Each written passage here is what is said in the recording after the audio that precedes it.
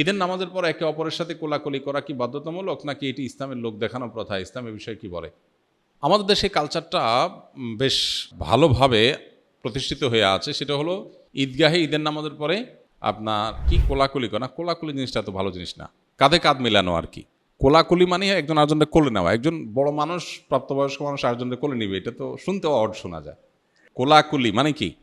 আমি আপনার কোলে উঠলাম, আপনারা আমার কোলে উঠাইলাম, শুনতে তো ভালো শোনা যায় না। যাই হোক, শব্দটা যদিও কোলাকুলি বলা হয়, এখানে উদ্দেশ্য মুআনাকা।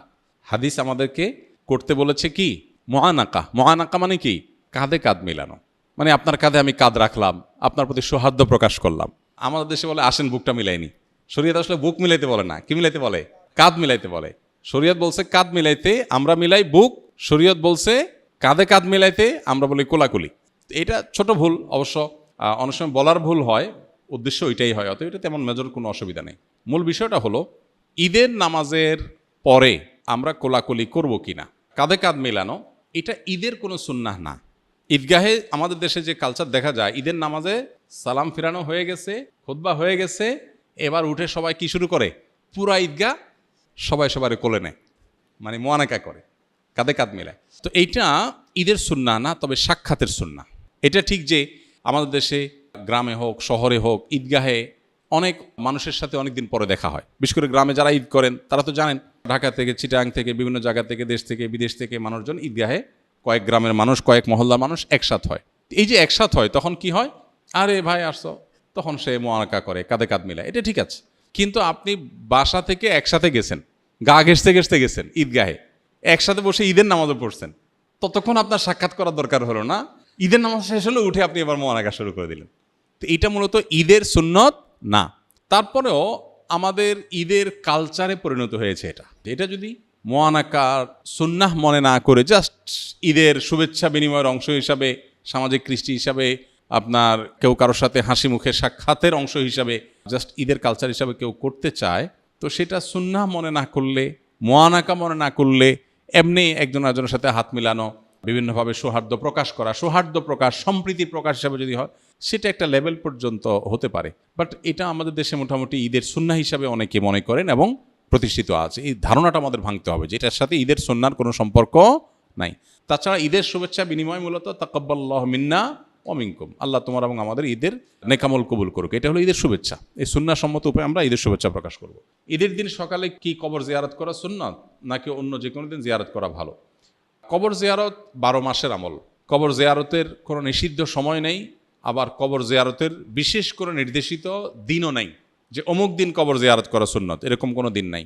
নিজের মৃত আত্মীয় স্বজনের কবর জিয়ারত করা, যে কোনো মুসলমানের কবর জিয়ারত করা, এটা সবসময় ভালো কাজ। নবী সাল্লাল্লাহু আলাইহি ওয়াসাল্লাম বলেছেন, নাহাইতুকুম আন জিয়ারাতিল কুবুর ফাজুরুহাল আন ফাইন্নাহা তুযাক্কিরুকুমুল আখিরাহ।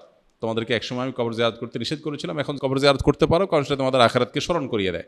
তো এই জন্য আপনি ঈদের দিনে কবর জিয়ারত করতে পারেন, অন্য দিনও করতে পারেন, কিন্তু শুধু ঈদের দিনই কবর জিয়ারত করা সুন্নাহ মনে করা, বা ঈদের দিনকে ঈদের দিনের আমল হিসাবে কবর জিয়ারত করাকে মনে করা, এটা ভুল।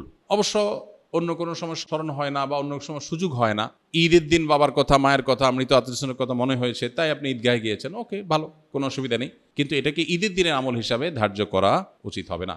ঈদের নামাজ না পড়ে কি সেমাই বা মিষ্টিমুখ করা যাবে? সকালে না খেয়ে ঈদগাহে যাওয়া কি সুন্নাহর পরিপন্থী কিনা? ঈদ উল ফিতরের সুন্নত হলো কিছু খেয়ে ঈদগাহে যাওয়া, খেজুর খাওয়া, মিষ্টি জাতীয় কিছু খাওয়া। অতএব সেমাই চিনি খেয়ে, সেমাই খেয়ে, মিষ্টি কিছু জাতীয় কিছু খেয়ে, খেজুর খেয়ে তারপর ঈদগাহে যাবেন, এটাই হলো ঈদ উল ফিতরের সুন্নাহ।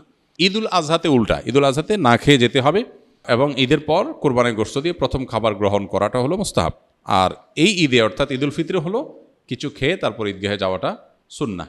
আমরা আসুন্নাহ ফাউন্ডেশন থেকে প্রতি বছর আলহামদুলিল্লাহ ঈদের জামাতের ব্যবস্থা করি। মাঠে, উন্মুক্ত মাঠে ঈদের নামাজ পড়া সুন্নত, মসজিদে ঈদের নামাজ পড়া সুন্নত না।